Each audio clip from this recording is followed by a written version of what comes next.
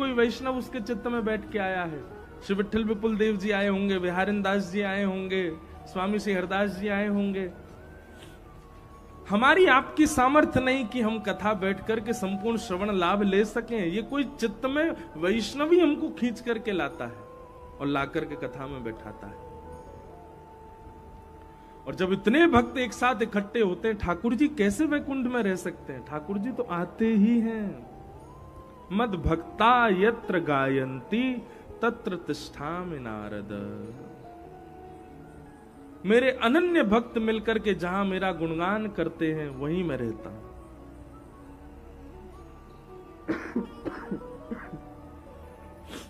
हमारे गौर श्री स्वामी श्री कृष्णानंद जी महाराज, आप श्री का बहुत अनुग्रह है दास के ऊपर।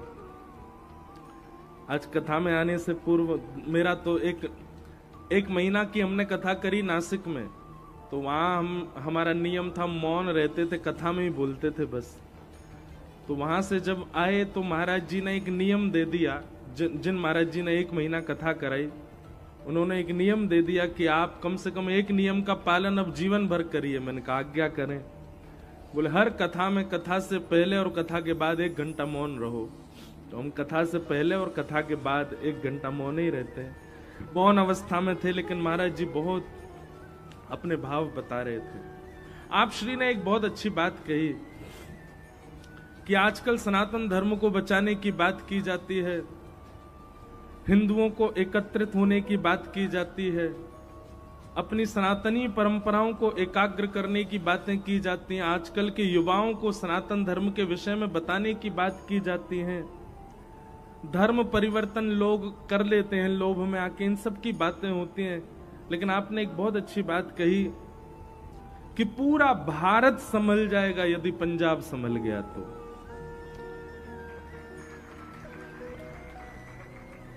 क्यों? आपके हाथ बहुत सुंदर, पैर बहुत सुंदर, आंख बहुत सुंदर, नाक बहुत सुंदर, वाणी बहुत सुंदर, लेकिन बुद्धि खराब हो जाए तो? बुद्धि खराब हो जाए तो आप अपने सर्वांगीण अंग का दुरुपयोग करेंगे। इसी प्रकार से सबसे ज्यादा धनवान, सबसे ज्यादा गुणवान, सबसे ज्यादा रूपवान, सबसे ज्यादा पौरुषवान, सबसे ज्यादा विद्वान, सबसे ज्यादा पराक्रमीवान सब लोग कहां हैं? पंजाब में ही हैं। अगर पंजाब संभल गया तो पूरा भारत संभल जाएगा। महाराज जी ने बहुत अच्छी बात कही। हमारा विषय तो वैसे हम बहुत करुण वक्ता हैं, ज्यादा धीमी धीमी कथा कहते हैं, ज्यादा हमसे वीर रस की कथा होती नहीं है।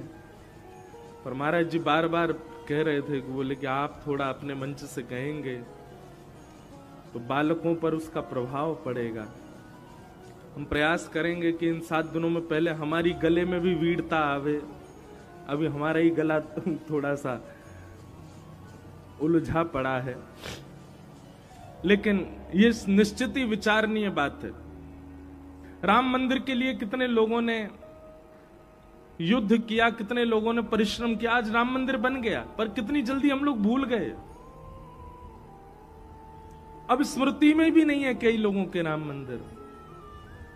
राम मंदिर बन तो गया, व्यवस्थित हो तो गया, पर भविष्य में जाएगा कौन वहां पर? क्योंकि हमारे बालक तो जाना नहीं चाहते।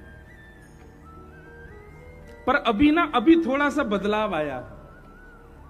कुछ समय से मैं अनुभव कर रहा हूं, आपको भी हो रहा होगा। अब धीरे धीरे भक्ति मार्ग में लोग प्रवृत्त हो रहे हैं, और विशेष रूप से युवा भाई बंधु हो रहे हैं। पर हमको अंदर अंदर ये भय लगता है कि ये कुछ दिन का लोभ ना हो। भक्ति कैसी होनी चाहिए? कांस्टेंट होनी चाहिए। एक बार होने के बाद यदि भक्ति में कटौती आती है तो उसका अपराध होता है। आप एक बार वृंदावन से जुड़ गए और किसी कारण से आप वृंदावन से बिछुड़ गए, या वृंदावन का अब भाव वैसा नहीं जैसा पहले था, तो ये आपका कोई अपराध आपसे बना है, इसलिए ऐसा हो रहा है। तो हमारे बालक आज जुड़ तो रहे हैं भक्ति मार्ग से, कथाओं से, सत्संग से, अध्यात्म से, सनातन धर्म से, पर ये जुड़े रहें। करंट जाता रहेगा बल्ब में, तभी प्रज्वलित होगा, वो प्रकाश देगा। जिस दिन करंट छूट जाएगा, कितना भी अच्छा बल्ब हो, प्रकाशित नहीं कर पाएगा। हिंदू वैदिक सनातन धर्म बहुत प्रैक्टिकल है, एक एक चीज प्रैक्टिकल है हमारे यहां पर। हमारी वेशभूषा में धोती और बगलबंदी क्यों है, ये भी प्रैक्टिकल है। हम तिलक क्यों लगाते हैं, ये भी प्रैक्टिकल है। ब्राह्मणों को शिखा क्यों रखनी चाहिए, सब प्रैक्टिकल है। जनेऊ धारण क्यों करना चाहिए, गौ सेवा क्यों करनी चाहिए। मानवों को 2 रत्न मिले हैं। समुद्र मंथन में 14 रत्न निकले थे। कितने रत्न निकले थे?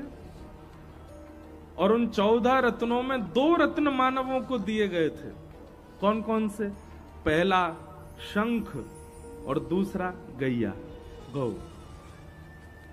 ये 2 रत्न मानवों को दिए गए। और इन रत्नों के विभाजन में ये नियम बनाया गया कि यदि जिनको ये रत्न मिले हैं वो प्रत्येक दिन इनका स्पर्श या इनकी सेवा नहीं करेंगे तो वो अपने वर्ण से विलग होते चले जाएंगे। आज मानवता क्यों भूलता जा रहा है?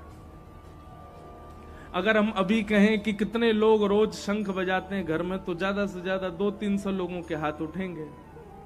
सब लोग नहीं बजाते। जबकि शंख हमको रत्न रूप में भगवान ने प्रदान किया है। कितने लोग गैया की सेवा करते हैं, तो ज्यादा से ज्यादा 50-100 हाथ उठ जाएंगे। अरे वो भगवान के द्वारा प्रदत्त रत्न है, उसका नित्य स्पर्श, उसकी नित्य सेवा, ये हमारा दायित्व है, कर्तव्य है। महाभारत के अनुशासन पर्व में भीष्म पितामह से युधिष्ठिर जी ने पूछा, बहुत ध्यानपूर्वक सुनिए सब लोग। युधिष्ठिर जी पूछते हैं कि गौ सेवा का महत्व क्या होता है, गौ सेवा से क्या प्राप्त होता है, भगवान इसके बारे में हमें बताओ। हमारे पूज्य पिताजी महाराज, परम पूजनीय प्रातः स्मरणीय पूज्य श्री ठाकुर जी महाराज, पूज्य श्री कृष्णचंद्र शास्त्री ठाकुर जी महाराज, आप श्री साल भर में 2 या 3 कथाएं गौ माता की सेवार्थ करते हैं, बिल्कुल निःशुल्क। जो कुछ व्यासपीठ पर भी आता है वो भी गौशाला में ही दे आते हैं हमारे पूज्य पिताजी महाराज। महाराज जी, इतने लोग यहां बैठे हैं, इतने लोग भक्ति पथ पर कथा सुन रहे हैं।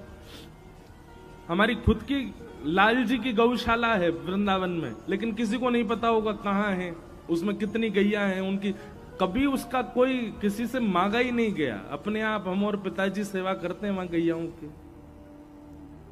हमारी जो आज ये स्थिति हुई है ना, ये जो गला खराब और बुखार आया है, ये यहां आने से पहले 1 सप्ताह की कथा थी हमारी मेरठ में। मेरठ की कथा को स्थगित करके आए कि भाई कुछ दिन घर रहेंगे, तो मेरठ कथा स्थगित करी। तो घर पे कुछ काम थे, उनको निपटा करके 1 दिन खाली था, सोचा क्या करें। तो महाराज जी गैया चरावे गए हम लोग, हम और हमारे सारे परिकर के लोग, हम लोग गैया चराने गए।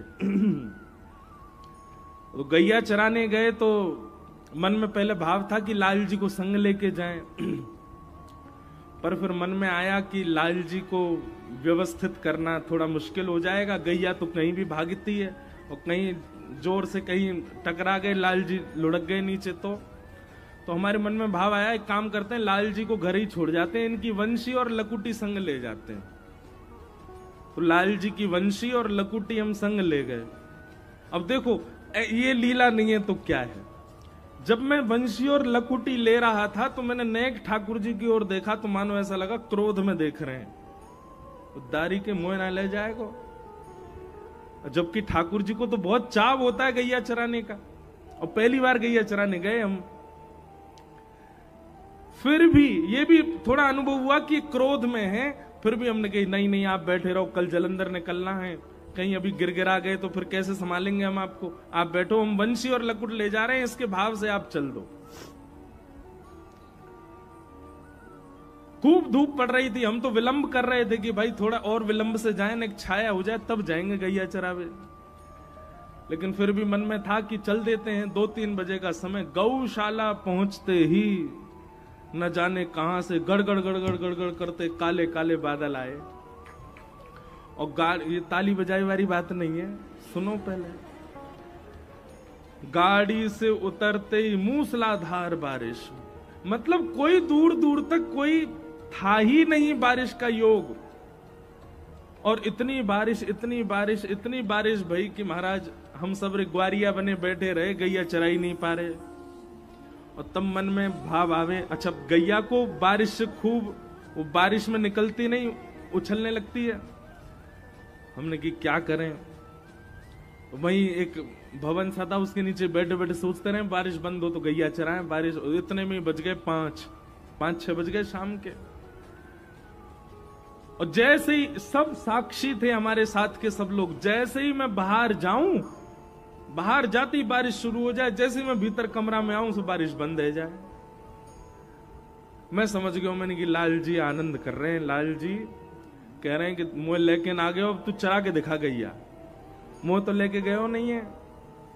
लेकिन हमने भी थोड़ी हट करी। मैंने कि ठाकुर जी इतने दिनाते सेवा कर रहा हूं, अब अधिकार तो मुझको मिल गया आपसे लड़वे को, मैं हूं चरा के आऊंगा आज गैया। रिमझिम बारिश थी, हम जबरदस्ती गैयान को, मैंने चलो सबरी चरवे। और गैयान को लेकर के गए। जैसे ही पहुंचे मैदान में, इतनी जोर की बारिश भाई, गैया तो भाग गई सब गौशाला में, हम फंस गए वहीं, भीज गए ऊपर से नीचे तक, नीचे पूरा दलदल है गयो। और वही को प्रमाण की जैसे घर लौट के आए, तीव्र बुखार रात में। लाल जी से 2 दिना से क्षमा मांग रहे हैं, अगली बार आपको ले चलेंगे, अब ये बुखार ठीक कराओ। ठाकुर जी बुखार नहीं देते, ये ठाकुर जी ने नहीं दिया। ठाकुर जी बल्कि ये कहना चाह रहे थे कि मोय लेके चलतो तो मेरो तो स्वरूप ही गिरवरधारी है, ऐसो गिर्राज उठातो कि इंद्र तेरो कछु बाल बांको नहीं कर पातो। तो पे एक बूंद नाए गिरन दे तो बड़े भाव से तू गैया चरातो, तू मोय लेके क्यों नहीं गए हो? अब मेरी शरणागति छोड़ के गए हो तो फिर भुगत, तो वही भुगत रहे हैं। ये जो हमारा अस्वस्थता अभी हुई है, ऐसे हमारे सांचे ठाकुर हैं श्री गिरधर लाल, बड़ी बड़ी लीलाएं करते हैं। पंजाब के भी कई भक्तों को ठाकुर जी ने स्वप्न में कितने अनुभव करा रखे हैं हमारे गिरधर लाल जी ने। छोटे से ठाकुर जी हैं पर बड़े आनंद वाले। तो अनुशासन पर्व में भीष्म पितामह से युधिष्ठिर जी पूछते हैं कि गौ सेवा का महत्व क्या है।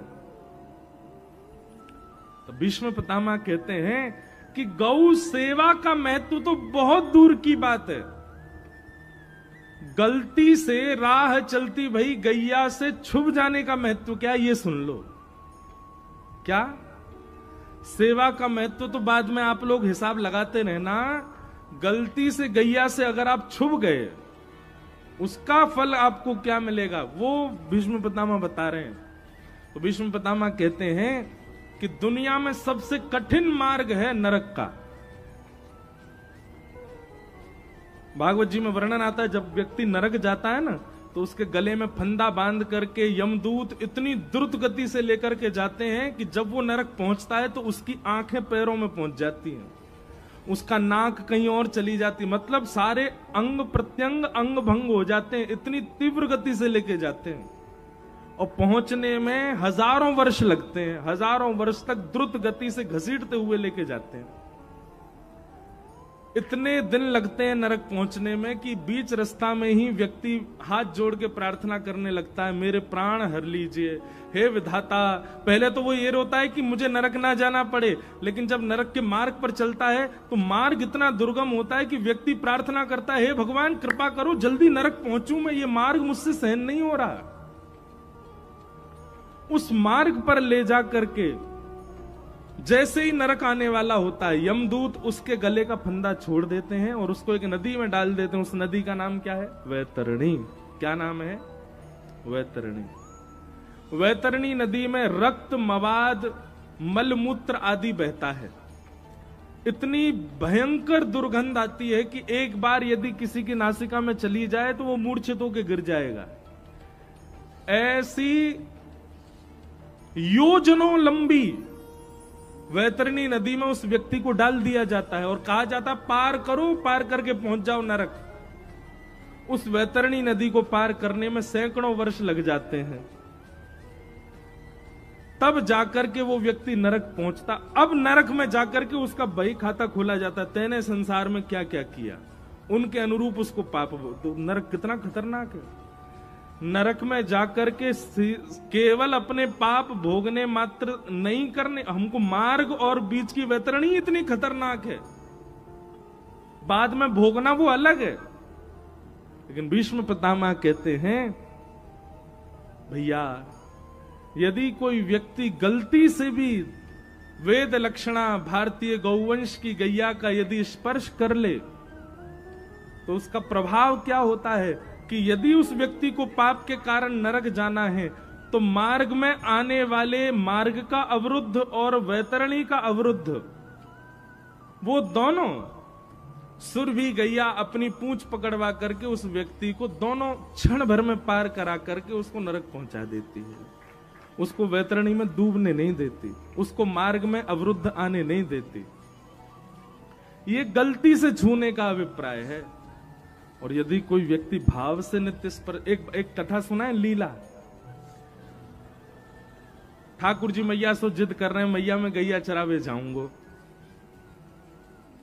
इतना सुंदर पद है चीत स्वामी जी का, आगे गाय पाछे गाय, इत गाय उत गाय।